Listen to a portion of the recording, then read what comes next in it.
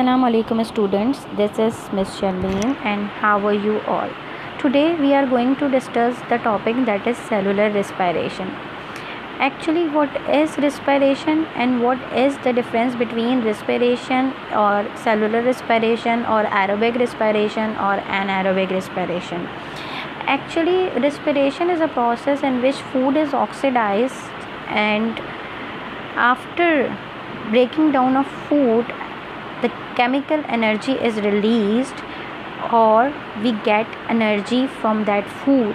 ठीक है, this process called as the oxidation of food is called as the respiration, or that energy which is released out is always in a form of ATP, or the full form of ATP is adenosine triphosphate.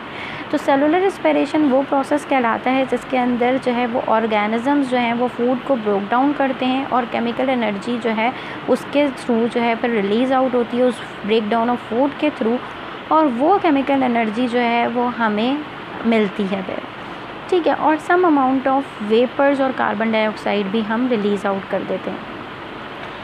आप लोगों को ये पता होना चाहिए कि food जो है वो डायरेक्ट सोर्स नहीं है एनर्जी की।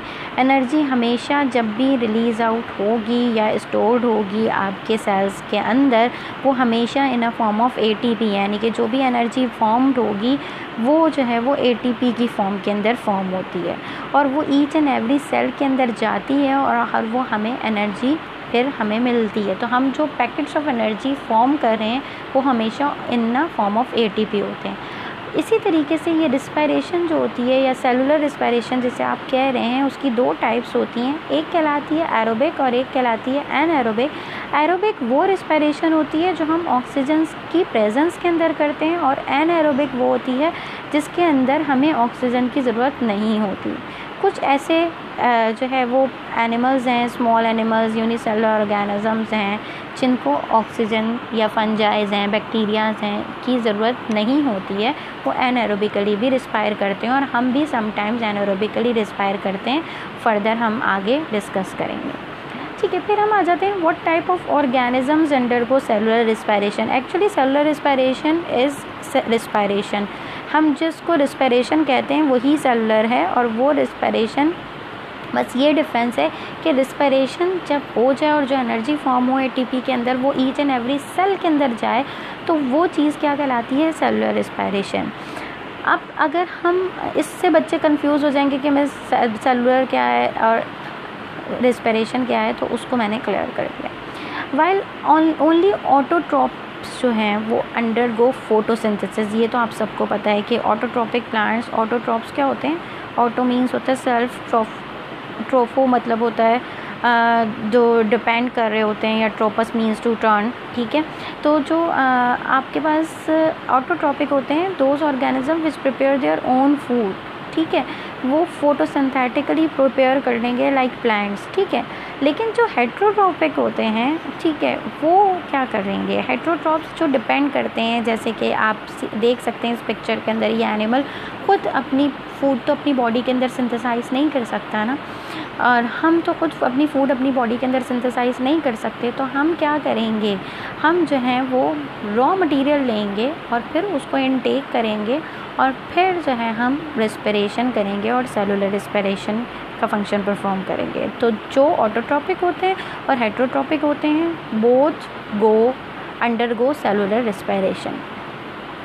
अच्छा जी, what types of molecules are broken down into cellular respiration. बेटा, whatever we are eating, जो भी हम खा रहे हैं, all the nutrients which we are taken inside our body, ठीक है, वो सारे के सारे क्या हैं, these are all the chemicals. वो सब क्या हैं, वो केमिकल्स हैं।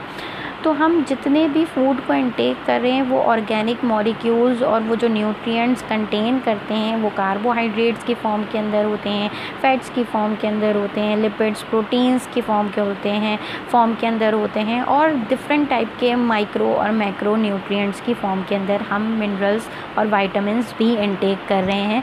तो वो सारी चीज़ें जो हम इनटेक कर रहे हैं ये सब केमिकल्स हैं, ठीक है।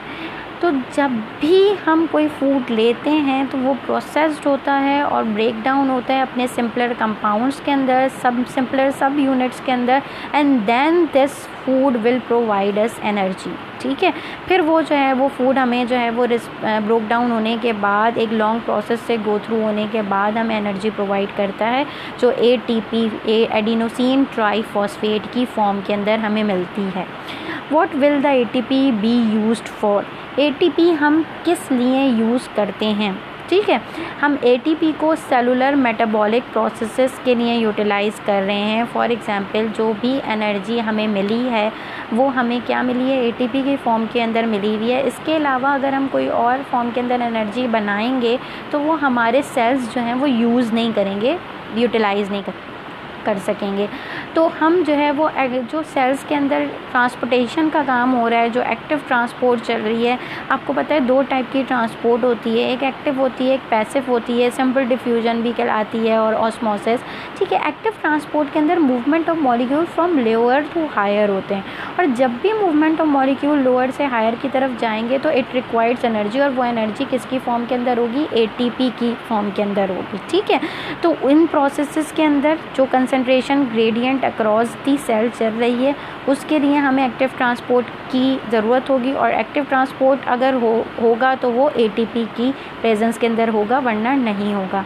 प्रोटीन सिंथेसिस, जो मॉलिक्यूल्स प्रोटीन को सिंथेसाइज करेंगे उनको भी ATP की ज़रूरत होती है, और मसल्स की जो भी मसल्स में कॉन्ट्रैक्शन और रिलैक्सेशन जो हो रही है, वो जो भी एनर्जी फॉर्म्ड कर रहा है और रिलीज़ आउट करेंगे ये कॉन्ट्रैक्शन रिलैक्सेशन की वजह से, वो ATP की फॉर्म के अंदर होगी। तो स्टोर्ड एनर्जी जो होती है वो हमारे लिवर में भी ग्लाइकोजन की फॉर्म के अंदर भी स्टोर्ड हो रही है और हमारे मसल्स में भी स्टोर्ड होती है। तो वो जितनी भी स्टोर्ड एनर्जी है वो ATP की फॉर्म के अंदर है हमारी बॉडी के अंदर। अब सेलुलर रिस्पायरेशन जो है, अगर मैं सिंपल इक्वेशन देखूं तो सेलुलर रिस्पायरेशन जो है वो वाइस वर्सा है, वो किसका है? फोटोसिंथेसिस का। आप देख सकते हैं कि आपने जो भी न्यूट्रिएंट्स इनटेक किए, यहाँ न्यूट्रिएंट्स की जगह आप ग्लूकोज लिख सकते हैं, या आप ये लिख सकते हैं C6H12O6, और आपने जो भी न्यूट्रिएंट्स इनटेक किए वो C6H12O6 की फॉर्म के अंदर होंगे। ऑक्सीजन आपने सांस लिया एनवायरनमेंट से, जैसे ही आपने सांस लिया और वो न्यूट्रिएंट्स रिएक्ट करे तो वाटर के मॉलिक्यूल्स एनर्जी जो ATP की फॉर्म के अंदर, और कार्बन डाइऑक्साइड आपकी बॉडी से रिलीज़ आउट हो जाएगी। और इसी तरीके से अब आप वाइस वर्सा करें तो you can C by the help of these arrows, आप एरोज की वजह से देख सकते हैं कि यहाँ पे प्लांट्स क्या कर रहे होते हैं, उनके पास वाटर आप देते हैं उनको, ठीक है, inside their roots carbon dioxide atmosphere में प्रेजेंट है जो वो इनटेक कर रहे होते हैं, और फिर वो जो एनर्जी जो है वो ले रहे हैं, कहाँ से ले रहे हैं? सनलाइट से ले रहे हैं, और फिर क्लोरोफिल उनके पास इटसेल्फ प्रेजेंट होता है। तो in presence of sunlight and chlorophyll जो है वो दोबारा से जो हम न्यूट्रिएंट्स को ऑक्सीडाइज कर रहे हैं, ब्रेक डाउन करके एनर्जी क्रिएट कर रहे हैं, वो ये क्या करते हैं? उन न्यूट्रिएंट्स को फॉर्म करके वो एनर्जी अपनी बॉडी के अंदर बना लेते हैं। ठीक है, यानी कि हमने तो कोई चीज़ खाई है, हमने फूड मटेरियल्स दिए हैं, न्यूट्रिएंट्स दिए हैं जो ऑक्सीडाइज हुए हैं, लेकिन यहाँ पे क्या हुआ कि यहाँ पे जो है वो आपके पास वो एनर्जी जो है वो प्रोवाइड करेंगे वो ही न्यूट्रिएंट्स जो हमने लिए थे एज अ रॉ मटेरियल, ये इन्होंने फॉर्म कर लिए अपनी बॉडी के अंदर, और इनको इन न्यूट्रिएंट्स ने एनर्जी दे दी प्लांट्स को, और ऑक्सीजन ये रिलीज़ कर देते हैं एटमॉस्फेयर के अंदर जो हम इनटेक कर लेते हैं, और वो फ्रेश एयर होती है जो नियर दी प्लांट्स होती है, उन वहाँ पे कंसंट्रेशन ऑफ ऑक्सीजन ज़्यादा होती है जो हमारे लिए बहुत ज़्यादा इम्पॉर्टेंट है। डिफरेंस क्या है सेलुलर रिस्पायरेशन एंड फोटोसिंथेसिस में? Notice that the cellular respiration equation is the break down of those molecules made through photosynthesis, यानी कि ये क्या है? ये इसका वाइस वर्सा है, मतलब जो वेस्ट प्रोडक्ट्स जो हम रिलीज़ आउट कर रहे हैं उसको प्लांट इनटेक कर रहा है, और जो प्लांट्स रिलीज़ आउट कर रहा है वेस्ट प्रोडक्ट्स जो है वो हम उसको इनटेक कर रहे हैं, लाइक ऑक्सीजन।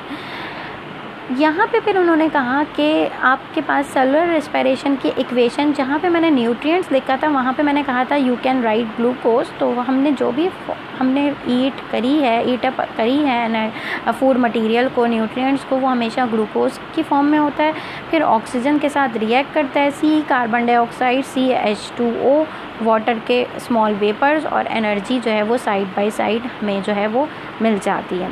अब बायोकेमिकल पाथवे क्या है? सेलुलर रिस्पायरेशन एक्चुअल में क्या कहलाता है, वो बायोकेमिकल पाथवे कहलाता है। बायो का मतलब आपको पता है लाइफ है, और chemical all know this chemistry से रिलेटेड है या केमिकल से रिलेटेड है। तो सेलुलर रिस्पायरेशन के अंदर जो है वो ज़िंदगी, यानी कि हम लोग जो हैं वो एज अ लिविंग ऑर्गेनिज्म जो हैं वो केमिकल्स को यूटिलाइज़ कर रहे हैं। That's why it is called as a biochemical pathway, just like photosynthesis in which each step या केमिकल रिएक्शन जो भी हो रहा है वो is dependent on the product of the previous step. जैसे मैंने अभी आपको बताया प्रीवियसली कि सेलुलर रिस्पायरेशन जो है वो क्या है, वो वाइस वर्सा है किसकी, फोटोसिंथेसिस की। ओवरऑल अगर हम सेलुलर रिस्पायरेशन की बात करूं तो सेलुलर रिस्पायरेशन कौन सी वाली रिस्पायरेशन है, वो सिंपल आप उसको रिस्पायरेशन भी कह सकते हो या आप उसको कह सकते हो एरोबिक रिस्पायरेशन। और एरोबिक रिस्पायरेशन क्या होती है, जो इन प्रेजेंस ऑफ ऑक्सीजन होती है, और जो इन एब्सेंस ऑफ ऑक्सीजन होती है या जिसको ऑक्सीजन की रिक्वायरमेंट नहीं होती है वो एनारोबिक कहलाती है। ठीक है, aerobes means in presence of oxygen और एयर। एरोबिक्स आप लोग करते हैं तो इसका मतलब क्या होता है कि जो आप एयर की प्रेजेंस के अंदर एक्सरसाइज कर रहे होते हैं, सेम ये आपके पास क्या कहलाती है, aerobic respiration. Where does cellular respiration takes place, cellular respiration होती कहाँ पे। एक्चुअल में मैंने कहा था कि जो भी आपकी ईच एंड एवरी सेल के अंदर जो है वो ऑक्सीजन जाएगा तो वो ऑक्सीजन हर सेल के किस पार्ट के अंदर जाएगा, माइटोकॉन्ड्रियाज के अंदर जाएगा। और माइटोकॉन्ड्रियाज ज़्यादातर यूकैरियोटिक सेल्स के अंदर होते हैं, और अगर यूकैरियोटिक में नहीं होते यानी कि प्रोकैरियोटिक्स में नहीं होते तो वहाँ पे रिस्पायरेशन के लिए कोई और ऐसा ऑर्गन प्रेजेंट होता है जिससे रिस्पायरेशन होती है, जैसे बैक्टीरियाज के अंदर मीजोजोम्स वगैरह जो होते हैं। ठीक है, अब माइटोकॉन्ड्रिया की अगर मैं बात करूं तो माइटोकॉन्ड्रिया को आप कहा जाता है कि powerhouse of the cell है, क्योंकि ये यहाँ पे क्या करता है, एरोबिक रिस्पायरेशन हो रही होती है और ये ज़्यादातर एटीपीज़ जो है की फॉर्म के अंदर एनर्जी जो है वो सिंथेसाइज कर रहा होता है। तो ये यूनिट जो है वो सेल का वो यूनिट जहाँ पे जो है वो रिस्पायरेशन के पूरे प्रोसेसेस हो रहे हैं वो क्या कहला रहा है, आपका माइटोकॉन्ड्रिया कहला रहा है। ठीक है, इसकी बहुत ज़्यादा सिमिलरिटी है क्लोरोप्लास्ट से जो फोटोसिंथेसिस के अंदर प्रेजेंट है। फोटोसिंथेसिस के फंक्शन में ज़रूरी है क्लोरोप्लास्ट, और जो प्लांट्स के अंदर प्रेजेंट है। माइटोकॉन्ड्रिया की डबल मेम्ब्रेनस स्ट्रक्चर है, as you can see in the picture, आप पिक्चर के अंदर देख सकते हो। एक इनर मेम्ब्रेन है और जो फोल्डेड है क्रिस्टी कहलाती हैं इन फोल्डिंग्स को, क्रिस्टी कहा जाता है, और एक कैप्सूल लाइक कवरिंग है जिसको आउटर मेम्ब्रेन कहा जा रहा है। माइटोकॉन्ड्रिया का अपना डीएनए होता है जिसकी वजह से इसके अंदर रेप्लिकेशन भी हो सकती है, यानी कि ये रेप्लिकेशन का फंक्शन भी जो है वो परफॉर्म कर सकता है। माइटोकॉन्ड्रिया की एक स्मूथ आउटर मेम्ब्रेन होती है, ठीक है, और माइटोकॉन्ड्रिया की जो इनर मेम्ब्रेन है वो स्मूथ नहीं है, उसके अंदर आपको फोल्डिंग्स नज़र आ रही हैं, और this membrane is called as the cristae. ये जो इनर मेम्ब्रेन है इसके अंदर केमिकल रिएक्शंस हो रहे हैं, प्रोसेसेस हो रहे हैं डिफरेंट टाइप के, और मैट्रिक्स के अंदर भी बहुत ज़्यादा प्रोसेसेस हो रहे हैं, जैसे ग्लाइकोलिसिस है, क्रेब्स साइकिल है, इलेक्ट्रॉन ट्रांसपोर्ट चेन है। ये सारे प्रोसेसेस जो हैं वो माइटोकॉन्ड्रिया के अंदर हो रहे होते हैं, और ये काफ़ी कॉम्प्लिकेटेड प्रोसेसेस हैं जो हमारे लिविंग ऑर्गेनिजम्स परफॉर्म कर रहे हैं, जिससे हमें जो एनर्जी मिल रही है वो एटीपीज़ की फॉर्म के अंदर मिल रही है। आज का लेक्चर अभी तक के लिए इतना ही, and next topic we will discuss cellular respiration in detail. That's it for today. Thank you and Allah हाफिज़।